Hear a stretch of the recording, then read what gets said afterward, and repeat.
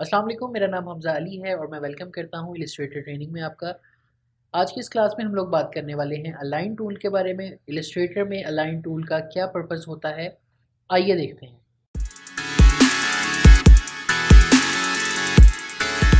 जी, तो we are here in Adobe Illustrator और Illustrator के अंदर हम लोग आज बात करेंगे अलाइन टूल की। अगर आपको यहाँ से अलाइन टूल नहीं मिल रहा तो सिंपली विंडो में जाएं और अलाइन टूल के ऊपर क्लिक कर दें। अगर आप लोगों ने लास्ट क्लासेस मिस कर दी हैं तो मैं वीडियो के ऊपर डिस्क्रिप्शन में और वीडियो के ऊपर क्लासेस का लिंक दे रहा हूँ, आप लोग जाके पहले वो देखिए और फिर ये वाली क्लास देखिए। तो अलाइन टूल बेसिकली मैं आपको थोड़ा सा एक्सप्लेन करूँ कि अलाइन टूल करता क्या है। जब एक या एक से ज़्यादा शेप्स, बेसिकली एक से ज़्यादा शेप्स के ऊपर ये काम करता है। एक से ज़्यादा शेप्स जब आप क्रिएट करते हैं इलस्ट्रेटर में, एक से ज़्यादा लेयर्स होती हैं, उनको मैनुअली अलाइन करने में सम टाइम 19-20 का फ़र्क रह जाता है। आप जितना मर्ज़ी परफेक्शन की तरफ जाएं, 19-20 का फ़र्क रह जाएगा। सो उस परफेक्शन को अचीव करने के लिए, उस फ़र्क को ख़त्म करने के लिए हम अलाइन टूल यूज़ करते हैं। बेसिकली ये हमारी जितनी भी शेप्स होती हैं उसको वन क्लिक के अंदर, सिंगल क्लिक के अंदर उनको अलाइन कर देता है टू अ स्पेसिफिक डायरेक्शन। जो भी इसको डायरेक्शन हम देते हैं, टू अ स्पेसिफिक पोजीशन जो भी हम इसको असाइन करते हैं। तो आइए देखते हैं कि ये किस तरह से काम करता है। लेट्स से मेरे पास यहाँ पे स्क्वेयर्स हैं। मेरे पास यहाँ पे कोई 5 स्क्वेयर्स हैं जिनके मैं कलर्स जो हैं वो चेंज कर देता हूँ पर्पसली, ताकि हम इनका जो डिफरेंस है वो स्टडी कर सकें। यहाँ पे मेरे पास हर कलर का एक स्क्वेयर है। अब अगर मैं चाहता हूँ कि मैं इनको अलाइन कर दूँ, आपने देखा है ये स्कैटर्ड हैं, फैले हुए हैं। किसी स्क्वायर की लोकेशन कुछ है और किसी स्क्वायर की लोकेशन कुछ है। मैं चाहता हूँ कि मैं इनको अलाइन कर दूँ। अलाइन मैं इस तरह से करूँ कि मैं यहाँ पे एक जो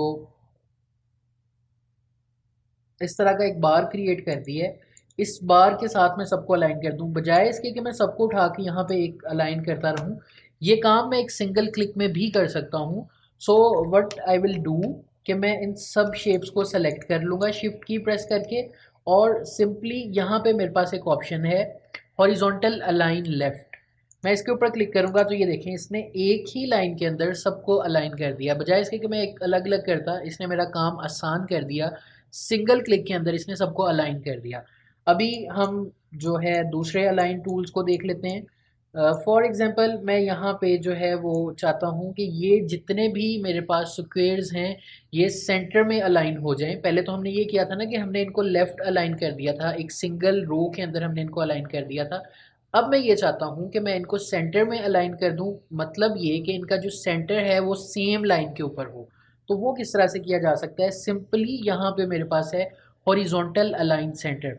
मैं इसके ऊपर क्लिक करूँगा और इसने इन सबको सिंगल लाइन के अंदर अलाइन कर दिया है, जिसने मेरा काम बहुत ज़्यादा आसान कर दिया। बजाय इसके कि अगर मैं मैनुअली इसको अलाइन करता फिरता फिर भी उसके अंदर कोई कमी रह जाती, इलस्ट्रेटर ने हमारा सिंगल क्लिक के अंदर ये काम आसान कर दिया।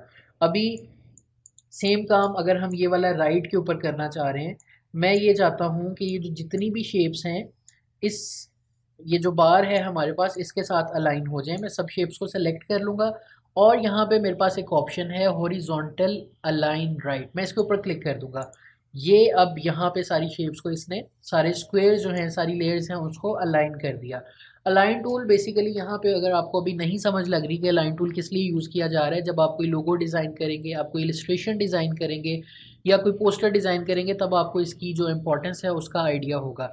जैसे हम बचपन में क्लासेस में हम टीचर से पूछा करते थे कि ये जो मैथ के क्वेश्चन हैं या कोई भी एक स्पेसिफिक क्वेश्चन के बारे में पूछते थे कि सर ये रियल लाइफ में कहाँ पे जाके अप्लाई होगा।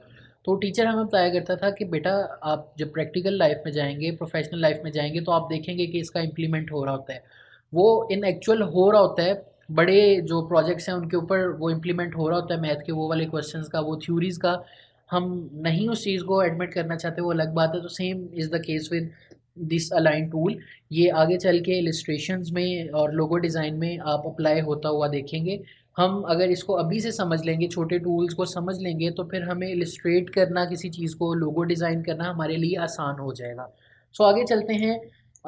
अलाइन टूल की बात करते हुए हमने ये चीज़ हॉरिजॉन्टली की थी। अगर आप लोग भी मेरी तरह हमेशा हॉरिजॉन्टल और वर्टिकल के अंदर कंफ्यूज हो जाते हैं तो यू आर नॉट अलोन, मैं भी आपके जैसा ही हूँ। सो यहाँ पे मैं इनको सेलेक्ट कर लेता हूँ और यहाँ पे मेरे पास वर्टिकल अलाइन टॉप, ये बेसिकली क्या कर रहा है कि टॉप के ऊपर सबको वर्टिकली अलाइन कर रहा है। पहले हमने हॉरिजॉन्टली किया था, अब ये वर्टिकली सबको अलाइन कर रहा है। अगर मैं आसान अल्फाज में समझाना चाहूँ, अगर मैं इस बार को यहाँ पे शिफ्ट कर दूँ, ठीक है, और बाकी इन सबको स्कैटर्ड कर देता हूँ, कोई चीज़ कहाँ पे कोई चीज़ कहाँ पे, अब इन सबको सेलेक्ट करके मैं यहाँ पे कहता हूँ कि वर्टिकल अलाइन टॉप, ये सबको एक सिंगल बार के अंदर जो है वो अलाइन कर देगा। अब अगर मैं चाहता हूँ कि वर्टिकली इन सब का जो सेंटर पॉइंट है वो एक हो, सिंपली सेलेक्ट करें और यहाँ पे आके वर्टिकल अलाइन सेंटर, ये देखें इन सब का जो सेंटर पॉइंट है, आपने ये चीज़ नोट करनी है कि इनका जो सेंटर पॉइंट है वो सेम लाइन के ऊपर है, और यही चीज़ अलाइनमेंट कहलाती है। कोई चीज़ डी अलाइन हो, जैसे आपके कार के व्हील जो है वो डी अलाइन हो जाएं तो आपको काफ़ी ज़्यादा मसले आना शुरू हो जाते हैं कार के अंदर। सेम यहाँ पे भी ऐसा ही सीन है कि अलाइनमेंट जो है वो ठीक होनी चाहिए। ये जो छोटी छोटी चीज़ें हैं आपके जो डिज़ाइन है उसकी खूबसूरती को बढ़ाते हैं और आपके प्रोफेशनलिज्म को शो करते हैं कि आप कितने प्रोफेशनल हैं अपने काम को लेके। यहाँ पे अगर मैं इनको अगेन स्कैटर्ड कर दूँ, हम इन्हीं शेप्स के साथ प्ले करेंगे एंड दैट इज़ इनफ। यहाँ पे अगर मैं वर्टिकल अलाइन बॉटम के ऊपर क्लिक करूँ तो ये एक बॉटम लाइन है, उसके ऊपर सबको अलाइन कर देगा। ओके, अब ज़रा बात कर लेते हैं डिस्ट्रीब्यूट ऑब्जेक्ट्स की। ये बेसिकली यहाँ पे आपकी हेल्प आउट करता है जब आपके पास मल्टीपल शेप्स हों और आप उनको इक्वली डिस्ट्रीब्यूट करना चाह रहे हों। लेट्स से यहाँ पे मेरे पास कुछ सर्कल्स हैं, मैंने इनकी कॉपीज़ क्रिएट की जस्ट लाइक दिस। अब यहाँ पे मेरे पास एक ऐसी असाइनमेंट है जिसके अंदर मैंने ये जो इनके दरमियान डिस्टेंस आ रहा है ना, ये देखें यहाँ पे आप देख रहे होंगे डिस्टेंस ज़्यादा है, यहाँ पे कम है, यहाँ पे फिर थोड़ा ज़्यादा है। मैंने इस डिस्टेंस को इक्वल रखना है। वो किस तरह से मैं रख सकता हूँ, यहाँ पे मेरे पास जो ऑप्शन आती है कि हॉरिजॉन्टल डिस्ट्रीब्यूट सेंटर, अगर मैं इसके ऊपर क्लिक करता हूँ तो ये देखें अब डिस्टेंस इसने सेम कर दिया है, इनके दरमियान जो डिस्टेंस था उसने सब में इक्वल कर दिया है। सेम अगर मैं इसको हॉरिजॉन्टली करने की कोशिश करूँ कि ये देखें अब इनके दरमियान बहुत ज़्यादा डिफरेंस, कहीं पे बहुत ज़्यादा डिस्टेंस है, कहीं पे बहुत कम है, मैं इसको जो है वो अलाइन करना चाहूँ तो ये सिंपली वर्टिकल डिस्ट्रीब्यूट सेंटर, इसने सबके दरमियान सेम डिस्टेंस जो है वो अप्लाई कर दिया है।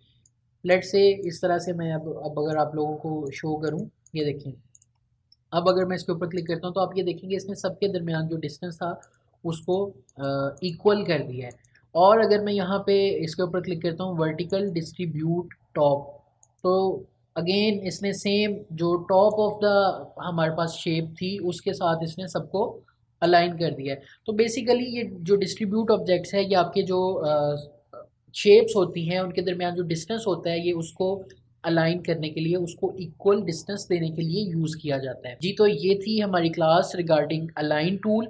आई होप सो आपने काफ़ी कुछ सीखा होगा आज की क्लास में। अगर आप लोगों का कोई क्वेश्चन है, कोई फीडबैक है, अगर सजेशन है तो आप लोग कमेंट बॉक्स में मुझे बता सकते हैं।